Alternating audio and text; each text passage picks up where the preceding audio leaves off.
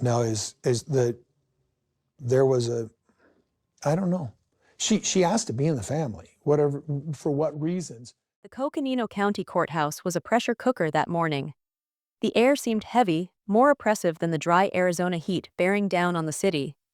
Inside, each bench was occupied, curious locals, diehard Sister Wives enthusiasts, even a row of TLC producers sitting like vultures, anticipating the first drop of drama. At the front, Robyn Brown stood stiff in a blue fitted dress, her hands clasped around the edge of the defense table so tightly that her knuckles whitened. This was it, the culmination of months, even years, of legal maneuvering. On the other side of her, Meri and Janelle Brown sat together, a scene almost no one would have thought possible a decade before, huddling with their lawyers as pieces of evidence changed hands. Right behind Robyn, Cody Brown attempted to exude confidence, but the fast tap of his foot beneath the table gave him away. His former golden locks, that wild lion's mane, now resembled a frayed mop, diminished by the burden of stress. Judge Harrington nodded forward, her piercing gray eyes scanning the courtroom. "We gather today to decide the case of Brown versus Brown," she said. The air was heavy with silence, broken only by the soft hum of the air vents. She recounted the charges systematically: financial fraud, fraudulent transfer, dispute over property. And then, calmly, "This court finds in the favor of Meri Brown and Janelle Brown, the plaintiffs."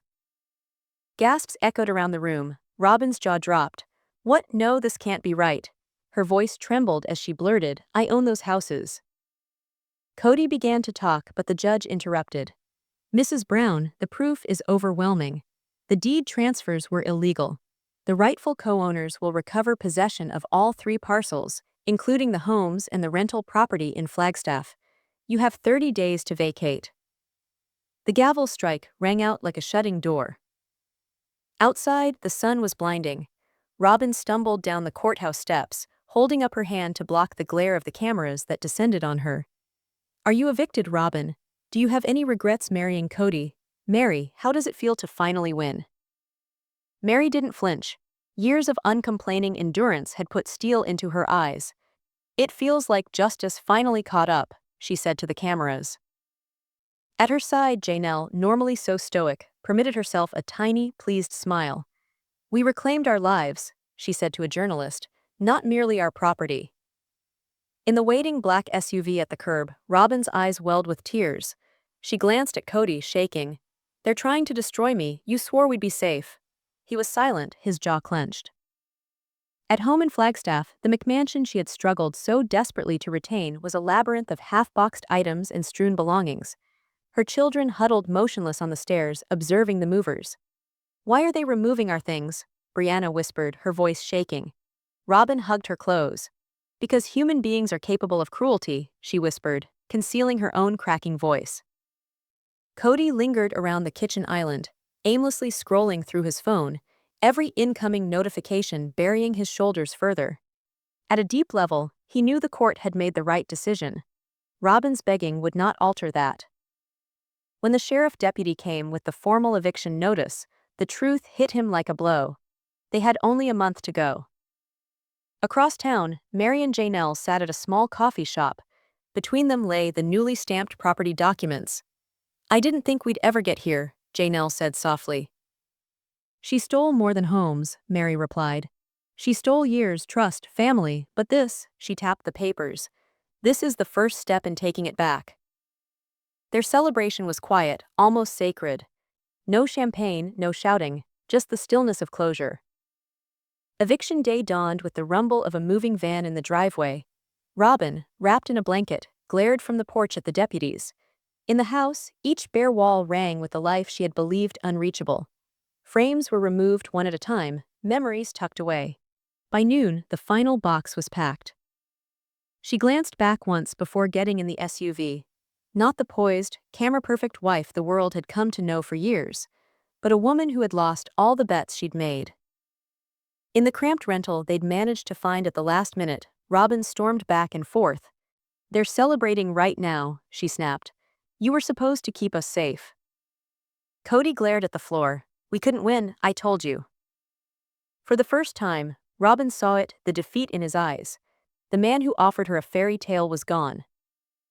Later, in a real estate office a few blocks away, Meri and Janelle stood shoulder to shoulder at the counter. The agent pushed 2 brass keys toward them. "Congratulations," she said. "They're officially back in your names." Meri breathed slowly, as if putting down a burden she'd carried for so long. She traced the smooth metal, the symbol of something lost and reclaimed. "It feels wrong," Janelle whispered, "stepping back into something you believed was lost forever." Meri nodded, wrong but right.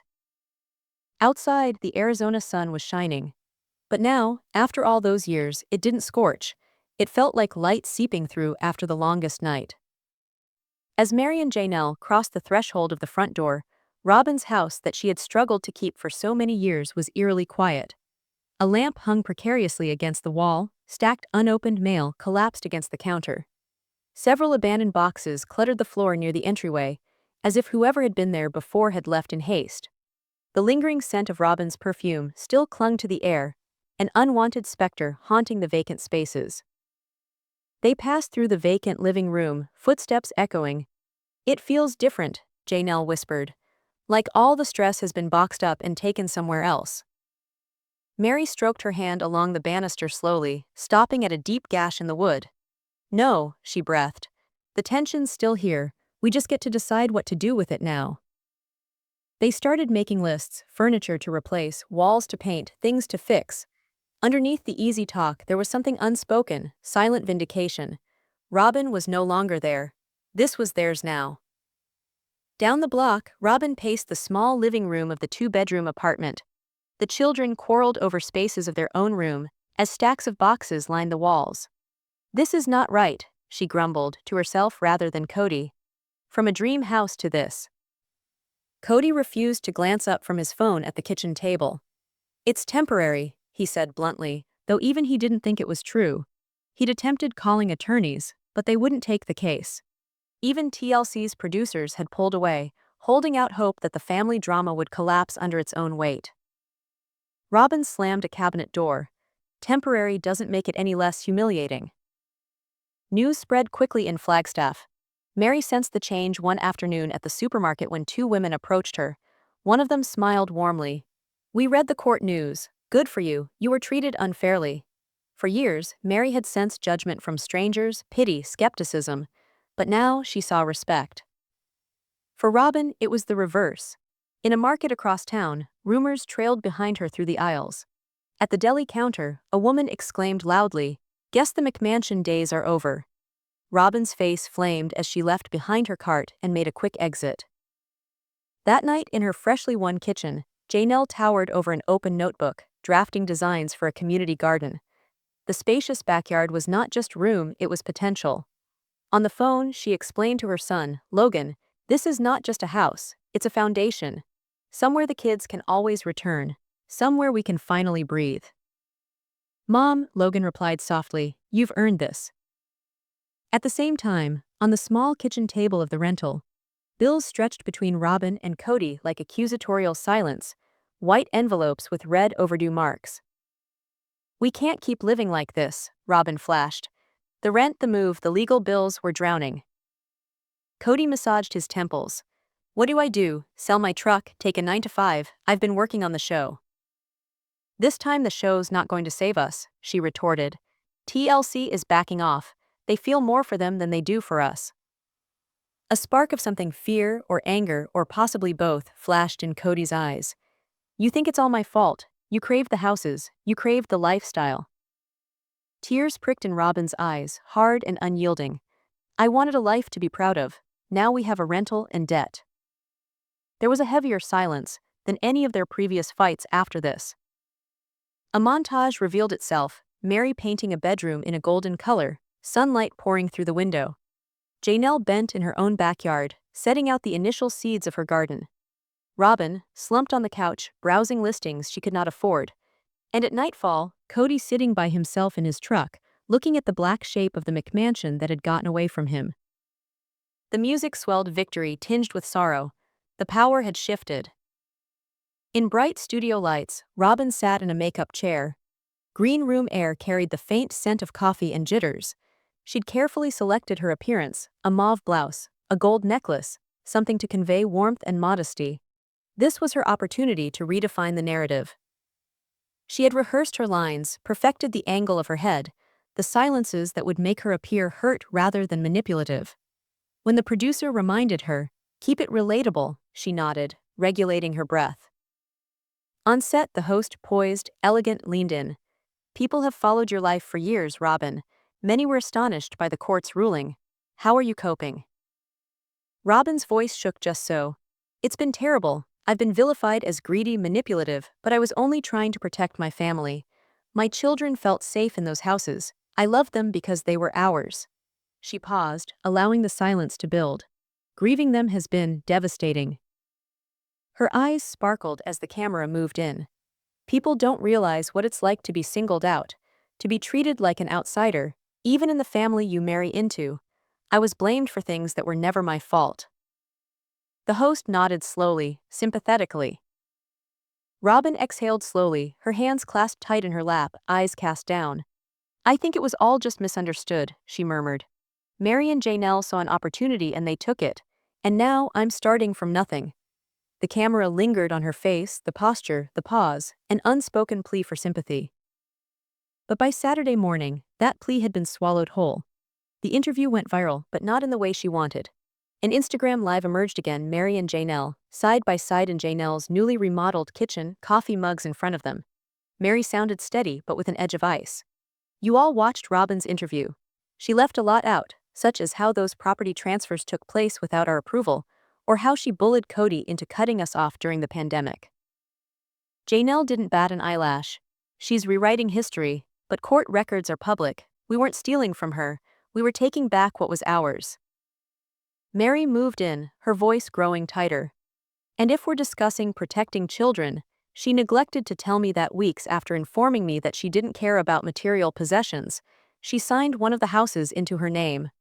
I still have the texts." Off camera, Janelle's phone rang, a swift look and a smile. Court docs are already online. By Sunday, hashtags such as Robyn Lies and Team Meri Janelle filled social media. Fans analyzed Robyn's words frame by frame, finding the cracks in her story. By then, Robyn was huddled on her rental sofa, clutching her phone as a cascade of comments scrolled by, angry, biting, relentless. Her voice cracked. "They're killing me, they're making me a monster."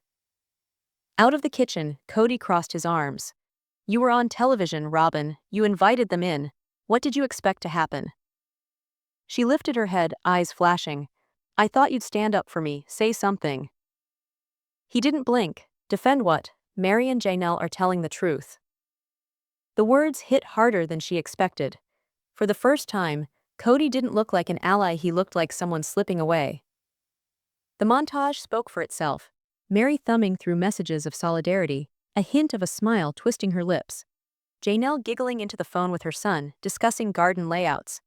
Robyn sitting alone in the darkness, illuminated only by the glow of her phone, reading yet another savage headline. Cody's truck coasting through Flagstaff's deserted streets, silence between them greater than the rumble of the engine. Near midnight, Robyn closed herself in the small home office, the desk lamp throwing a weak circle of light. The children were in bed. Cody occupied the living room, half hunched before an ancient Western. She glared at her phone before she made the call. "This is Sharon from TLC," said the voice on the other end. Robyn took a deep breath. "It's Robyn Brown of Sister Wives. I've been thinking maybe it's time for a new chapter. A show about my truth, my recovery after betrayal. The parts no one's heard yet." Sharon's response was courteous, professional, and direct. "Robyn, the network knows where public opinion stands right now, and it's not great." Robyn leaned forward. "That's why this could work, redemption, let people see me as I really am." Sharon didn't close the door, but discussing internally sounded paper-thin. Meri's phone pinged early in the morning with a message from an old TLC crew member. "FYI, Robyn's pitching a redemption spin-off."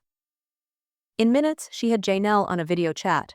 The sun streamed into Janelle's kitchen, but her voice was biting. "She's rewriting the whole thing. If she gets that platform, she'll make us the villains." Meri's jaw clamped. "Then we ensure she doesn't get it." They came to an agreement. No sabotage, merely enough receipts and realities dumped in public to prevent Robyn's show, without risking another PR fiasco. That afternoon, Cody sat on the back porch, gazing at the spotty grass. Robyn's voice interrupted the silence. "Last night I called TLC, just the kids and me. No you." He turned, inscrutable. "Without me." "I thought maybe it'd be simpler that way." His eyes scanned her, narrowing. "Or maybe you think I'd wreck it. Don't you see what you're doing? You're struggling to remain relevant, making us sound pathetic." "I'm trying to keep us afloat." He moved to his feet. "No, you're trying to save yourself, and I'm not certain I wish to be involved in whatever this is." The words dangled between them like broken glass. 2 days later, Meri and Janelle positioned a phone on a tripod in Janelle's living room. The battle wasn't finished, not even close. "Good morning, everyone." Janelle's voice was rich, even. She leaned into the mic, her words controlled but keen with truth. "We wanted to present some true stories of recent years, the ones you never got to see on television." Meri nodded, moving forward, her tone low but measured, like she'd been carrying these recollections for far too long. She referenced the day Robyn and Cody secretly transferred all real estate into Robyn's name, after vowing equal footing for all of them. Of how, as Robyn ripped down walls to renovate her own place, they were informed that there was no longer money for theirs. No yelling voices. Only the rustling of paper, emails, letters, texts bared one by one. The facts did all the work, and before the video was even over, the internet had already chosen a side. Robyn's name seared through comments, dripping with indignation. By noon, it was everywhere. TLC headquarters, Los Angeles. A sleek office of glass walls and filtered light. An executive scrolled on her iPad, her eyes flicking over a relentless tide of hashtags. Truth wins. Team Meri and Janelle, cancel Robyn. She set the device down with a sigh, glancing at her assistant. Shut down any talk of a Robyn spinoff. The optics are terrible. If we're investing in anyone, it's Meri and Janelle. The audience is already there. Robyn's rental house, late afternoon. She collapsed onto the couch, phone clutched in her hand, eyes fixed on a frigid email from TLC. "We will not be moving forward with your solo project at this time." Her heart sank. She knew right away, Meri and Janelle had just shut the last door in her career. "Who was that?" Cody's voice carried in from the kitchen. She jammed the phone into her pocket. "No one." But the deception clung in the air. She could sense it. This was the first time as a member of the Brown family that she had no cards left to play. A montage, quick cuts. Meri and Janelle, laughing at a heap of remodeling plans. The sun setting over a neighborhood Robyn would never call home. Robyn standing alone at the doorway. Cody's truck driving off without a word. Silence, ticking clock, empty driveway. Night after night, the ritual was the same. Cody out for hours, sometimes overnight. Errands, visiting the children, never returning home before dawn. Calls went directly to voicemail. By 2 a.m., she'd be pacing, until exhaustion pinned her to the couch, arms folded around herself like armor. When Cody finally sneaked back one dawn, hair disheveled, with a faint scent of campfire, she demanded to know where he'd been. "With Garrison and Gabriel," he replied brusquely. "They wanted to do stuff. We grilled burgers." "You couldn't message me," her tone snapped. "I didn't think it made a difference anymore." And then he strode past her, leaving her in the center of the room, still speechless. A community center, across town. Meri and Janelle walked out onto the stage, side by side, for a women's shelter's benefit. Cameras snapped as they hugged. "We understand what it means to begin again," Janelle declared, her words ringing through the audience. Meri's moment. "And we know what happens when we stand together. This isn't about us. It's about all the women who have been told they can't start again. You can." The applause built up. TLC cameras hung in the back, officially shooting. But the response was impossible to miss. The room was their own. By morning, the clips were viral. Headlines referred to them as power allies. Fans called for a spin-off. Robyn's name appeared only in bitter threads and rolling eyes.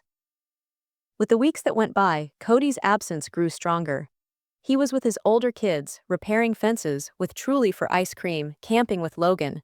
When Robyn inquired why she wasn't included, his response sliced. "They're not prepared to see you. It's complicated.